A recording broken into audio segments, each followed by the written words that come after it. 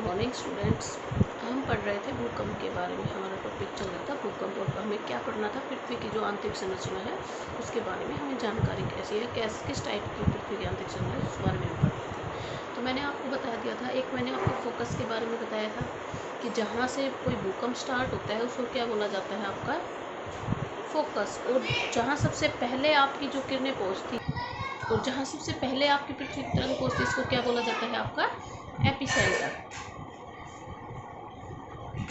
Epicentre बोला जाता है। तो ये हमने कर लिया था। अब हम करेंगे कि जो भूकंप है, जब आपका भूकंप आता है तो हमारी मेनली 3 प्रकार की वेव्स निकलती है, जिसमें आता है आपका फर्स्ट आता है पी वेव्स या प्राथमिक तरंगे, जिनको बोलते हैं हम प्राथमिक तरंगे, पी वेव्स।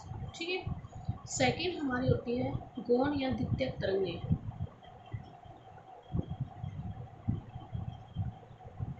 द्वितीयक तरंगे, जिनको हम बोलते हैं एस वेव्स।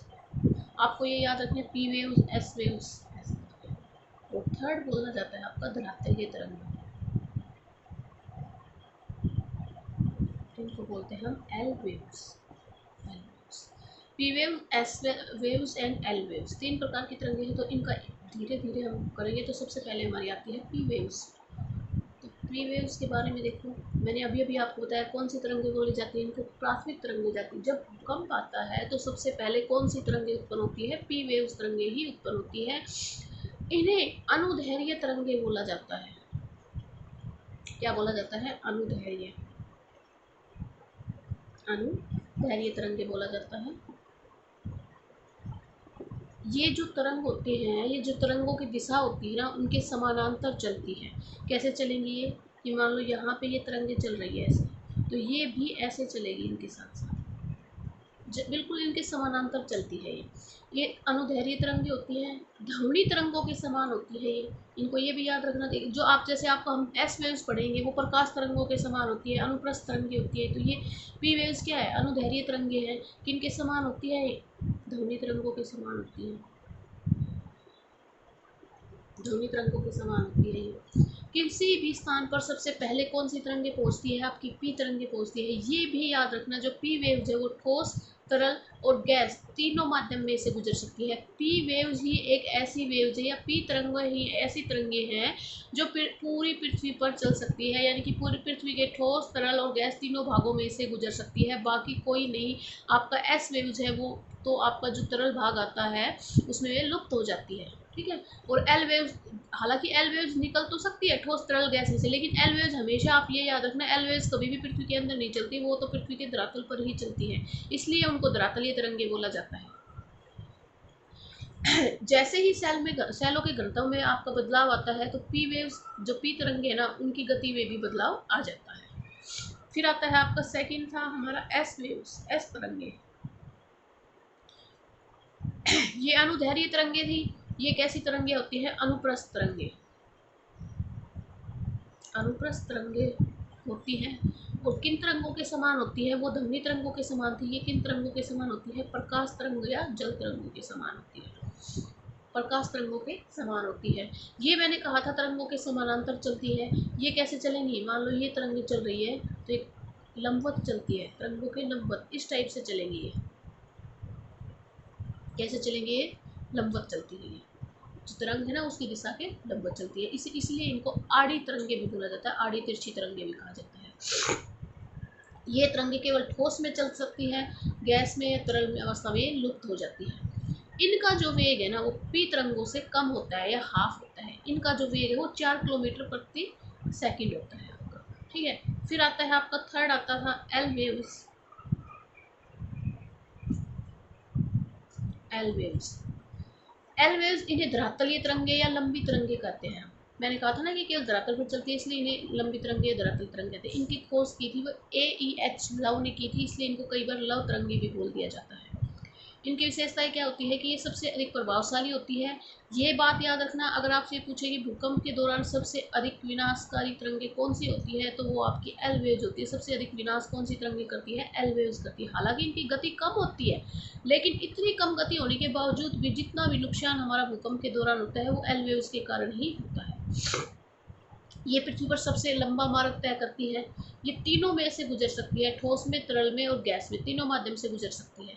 ये केवल धरातल तक ही सीमित होती है। मैंने कहा ना आपका, ये गुजर तो सकती है तीनों में से, लेकिन ये केवल पृथ्वी के क्या है, पृथ्वी का जो धरातल है ना, सिर्फ उस पर ही चलती है, ये पृथ्वी के अंदर प्रवेश नहीं करती है।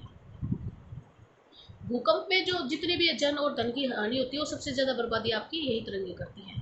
जो हम सिस्मोग्राफ पर, आपको पता होगा कि भूकंप को किस पर मापा जाता है, सिस्मोग्राफ पर अंकन किया जाता है इन तरंगों का। जब हम सिस्मोग्राफ पर इनका अंकन किया जाता है तो ये एक साथ रिकॉर्ड नहीं होती है, ये अलग अलग समय पर रिकॉर्ड होती है। अलग अलग समय पर रिकॉर्ड होने के कारण हमें पता चलता है। देखो कैसे अलग अलग समय पर रिकॉर्ड होने का क्या होता है कि जब सबसे पहले जो भूकंप आता है ना, पहले एक हल्का सा भूकंप आएगा, पहले एक हल्का भूकंप आएगा, तो हमें इसका मतलब है पहले एक हल्का भूकंप आएगा, पहले एक हल्का भूकंप आता है, उसे हम क्या कहते हैं, पी तरंगे। क्यों? क्योंकि एक हल्का झटका आता है। फिर उसके बाद थोड़ी देर बाद एक कंपन रुक कर आता है, जो कुछ तेज होता है, उसको हम क्या कहेंगे, सेकंड पे जो आएगा उसको हम क्या कहते हैं, एस तरंगे आ गए। और फिर उसके बाद पी और एस तरंगों के बीच लगभग, इन दोनों, जब पहले पी तरंगे आएंगी फिर एस तरंगे आएंगी, इन दोनों के बीच लगभग 3 मिनट का अंतर होता है। और इन दोनों के बाद जब ये दोनों तरंगे चली जाती हैं तो सबसे अधिक जो मुख्य कंपन जिसको बोलते हैं, जो आपका बोलते हैं ना मुख्य झटका आ गया, तो मुख्य कंपन जो आता है, जो विनाशकारी होता है, उसको क्या कहा जाता है, कौन सी तरंगे आ गई आपकी, एल तरंगे आ गई। तो ये क्या है, ये पृथ्वी की तरंगों के बारे में था। अब जो भूकंपीय तरंगे हैं उनका व्यवहार के आधार पर हम कैसे पता लगा सकते हैं कि पृथ्वी की आंतरिक संरचना कैसी है, तो उसके बारे में देखें। देखिए सभी भूकंपीय तरंगों की गति अधिक, किसकी गति अधिक होती है, किसी की गति कम होती है, मैंने अभी अभी आपको बताया। लेकिन ये बात है कि जब सारी जो भूकंपीय तरंगे है ना, उनकी गति अधिक घनता वाले क्षेत्र में तेज हो जाती है, और कम घनता होगा तो आपका उनकी गति क्या हो जाएगी, कम हो जाती है। जब भूगर्भ में सैलों का घनत्व बढ़ जाता है तो भूकंपीय तरंगों के वेग में भी आपकी वृद्धि हो जाती है। उदाहरण के लिए अगर भूपृष्ठ पर हम पी तरंगों की गति 7 किलोमीटर प्रति सेकंड मानते हैं और एस तरंगों की गति 5 किलोमीटर, यानी कि पी तरंगों की गति 7 किलोमीटर प्रति सेकंड और एस तरंगों की हम 5 किलोमीटर प्रति सेकंड मानते हैं। ठीक है, ये किस में मानी गई है, हमने आपका भूपृष्ठ पर मांगी गई है। लेकिन 2900 किलोमीटर की गहराई, 2900 किलोमीटर पर मैंने आपको शुरू शुरू में जब पढ़ाया था तो बताया था 2900 किलोमीटर पर क्या स्टार्ट हो जाता है, आपका मेंटल स्टार्ट हो जाता है। मेंटल पहले बताया था ना मैंने, crust, mental and core, 3 part बताए थे मैंने आपके। जब 2900 किलोमीटर पर इनकी जो गति है वो बढ़कर क्या हो जाती है, जो पी है वो बढ़कर कितनी हो जाती है, 13.7 किलोमीटर प्रति सेकंड हो जाती है, और एस तरंगों की गति 7.3 किलोमीटर प्रति सेकंड हो जाती है। तो इन दोनों की गति देखो कितनी बढ़कर हो जाती है आपकी, लगभग डबल हो जाती है। तो किसके कारण हुआ, ये घनत्व के कारण हुआ, क्योंकि यहाँ पे क्या है, घनत्व बढ़ गया तो इनकी गति भी आपकी बढ़ गई है। तो ये इनके व्यवहार के बारे में बताया गया था कि जैसे ही घनत्व बढ़ता है तो इनकी तरंगों की गति भी आपकी बढ़ जाती है, और घनत्व कम होने पर तरंगों की गति भी कम हो जाती है। अब कुछ बातें हैं जो याद रखने हैं। देखो जैसे केवल प्राथमिक तरंगे ही पृथ्वी के केंद्रीय भाग से गुजर सकती है। मैंने अभी अभी आपको बताया था कि आपकी जो एल वेव्स है वो तो केवल धरातल पर ही चलती है, वो तो पृथ्वी के अंदर जाती ही नहीं है। पी वेव, एस वेव्स के बारे में मैंने बताया था कि जो एस वेव्स है वो तरल भाग में, जैसे ही तरल भाग आएगा वो क्या हो जाएगी, लुप्त हो जाएगी। तो ये आपको पता होगा पृथ्वी का जो बाह्य क्रोड है, ये जो बाह्य क्रोड है ये आपका सेमी लिक्विड अवस्था में है। तो यहाँ तो कोई भूकंप आया तो यहाँ तो एस तरंगे आएंगी ही नहीं, ये तो लुप्त हो जाएंगी। लेकिन पी तरंगे है वो यहाँ से भी गुजर जाएंगी और पृथ्वी के क्रोड तक भी जाएगी। तो इसका मतलब क्या हुआ कि जो पृथ्वी का क्रोड है वहाँ तक केवल कौन सी तरंगे जा सकती है, केवल पी तरंगे जा सकती है। गौण तरंगे किसको बोला था मैंने, एस तरंगों को बोला था। जो एस तरंगे हैं वो द्रव पदार्थों में नहीं गुजर सकती, उसके कारण ही कुछ आपका शैडो जोन बन जाता है। फिर आता है आपका धरातलीय तरंगे, एल वेव्स, ये केवल धरातल के पास ही चलती है और ये ठोस, तरल और गैस तीनों में से गुजर सकती है। लेकिन बस आपको यही ध्यान रखना है कि पृथ्वी के अंदर प्रवेश नहीं करती है, केवल धरातल पर ही चलती है, और सबसे अधिक विनाश आपका एल वेव्स ही करती है।